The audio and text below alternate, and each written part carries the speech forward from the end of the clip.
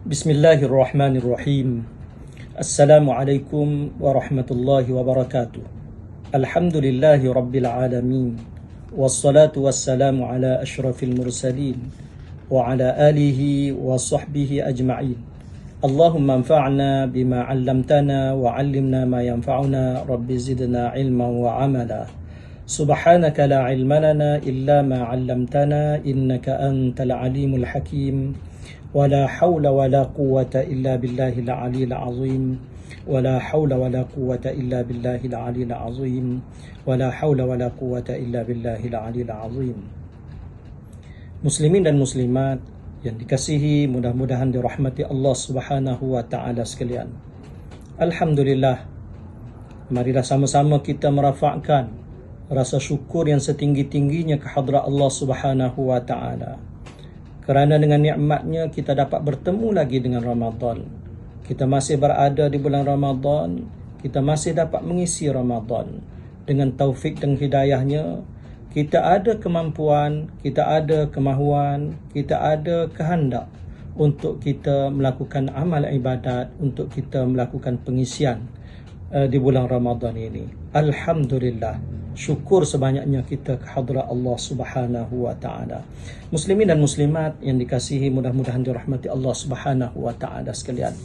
Apabila kita berbincang atau memperkatakan tentang Ramadan, pastinya kita boleh mengambil bagaimana cara pendekatan para salafus salih, iaitu golongan yang ditunjukkan oleh baginda Rasulullah sallallahu alaihi wasallam sebagai ikutan terbaik, sebagai teladan kepada kita orang-orang yang beriman dalam kehidupan beragama, dalam amalan beragama.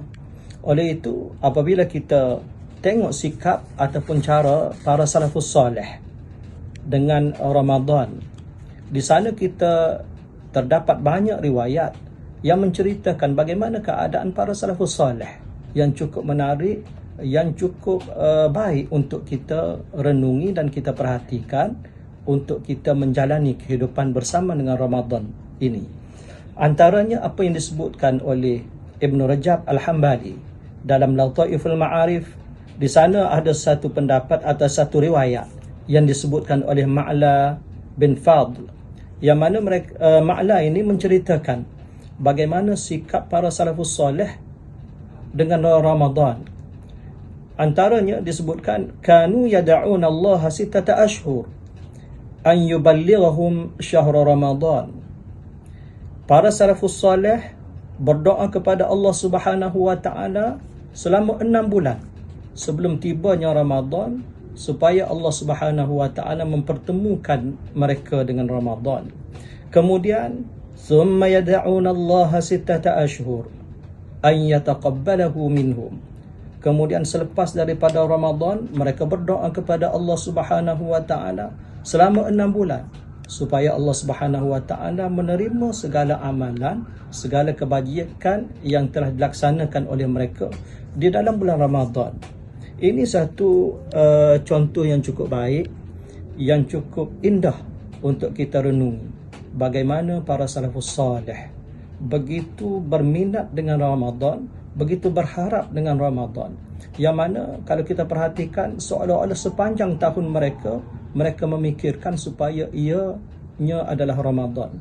Sebab itu 6 bulan sebelum daripada tibanya bulan Ramadan, maka mereka telah pun berdoa kepada Allah Subhanahu wa taala sebanyak-banyaknya supaya Allah Subhanahu wa taala mempertemukan mereka dengan Ramadan. Nak sangat mereka bersama dengan Ramadan. Pastinya tidak lain dan tidak bukan kerana mereka memahami akan keistimewaan, akan kelebihan, ganjaran pahala, ganjaran amal kebajikan yang Allah Subhanahu wa taala sediakan di dalam bulan yang cukup istimewa ini, bulan yang diberkati ini, Ramadan Al-Mubarak ini. Dan selepas daripada itu, risau mereka kalau-kalau Allah Subhanahu wa taala tidak menerima amal ibadat mereka yang telah dilakukan sepanjang Ramadan. Oleh sebab itu, sepanjang 6 bulan selepas daripada Ramadan, mereka berdoa lagi kepada Allah Subhanahu wa taala dengan penuh pengharapan supaya segala amal yang telah dilakukan pada bulan Ramadan diterima oleh Allah Subhanahu wa taala.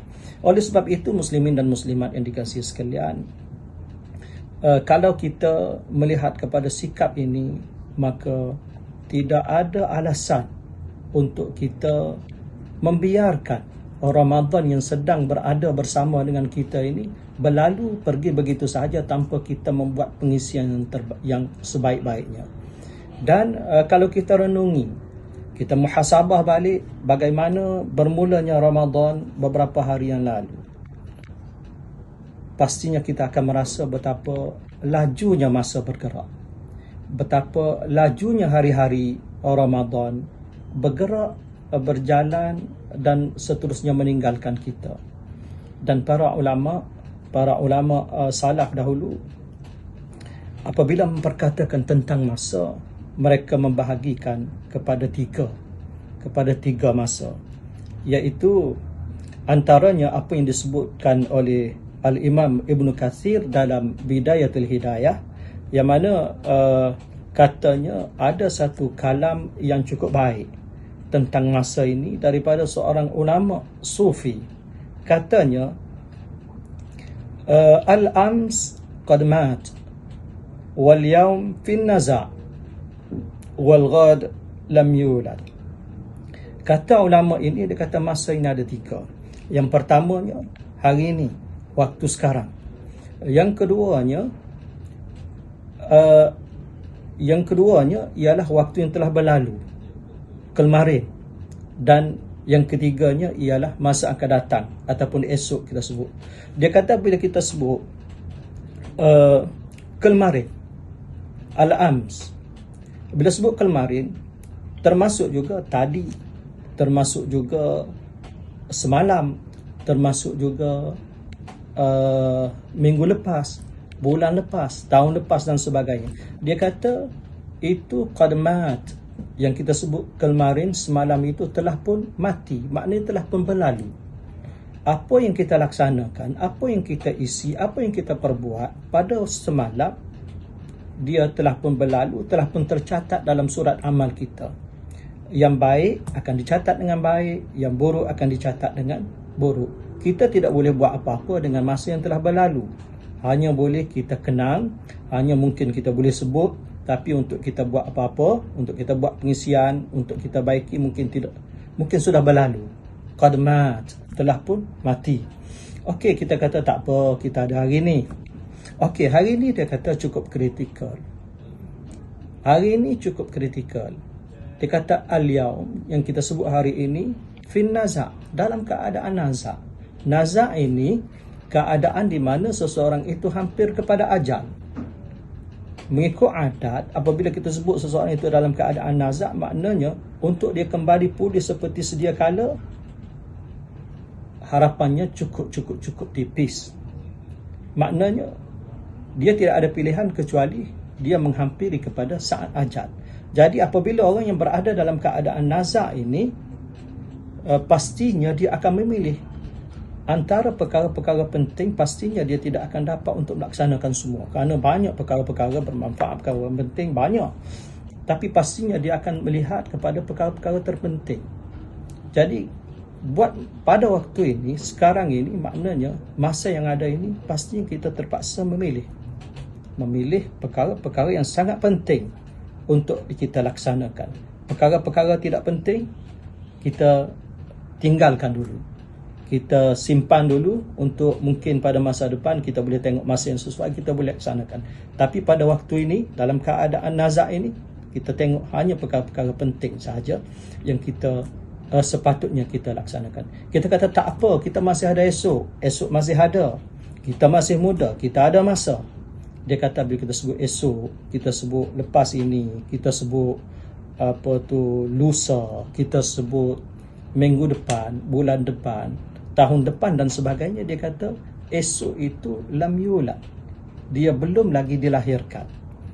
Kita benda yang belum dilahirkan, kita sepatutnya kita tidak meletakkan pengharapan yang tinggi, kerana kita tidak pasti sama ada kita akan bertemu dengan esok ataupun tidak. Pastinya kita tidak pasti,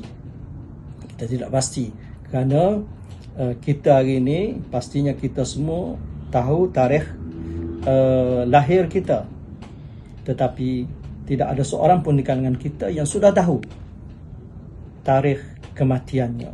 Oleh sebab itu, masa yang ada kepada kita ialah hanya hari ini, hanya waktu ini.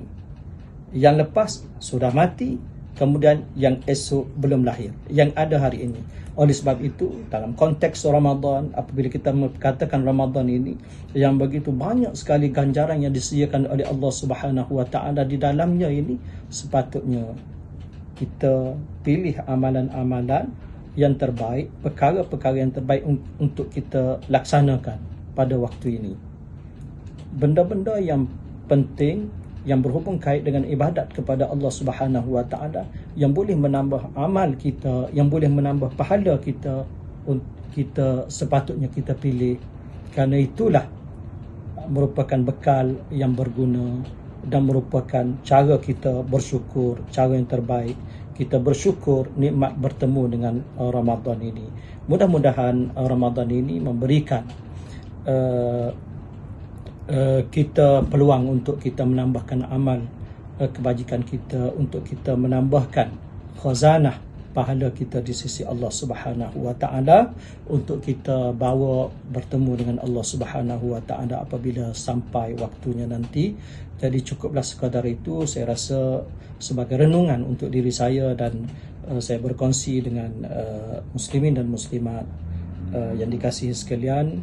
Mudah-mudahan bermanfaat. Aqulu qawli hadza wa astaghfirullahal azim li wa lakum. Wassalamu alaikum warahmatullahi wabarakatuh.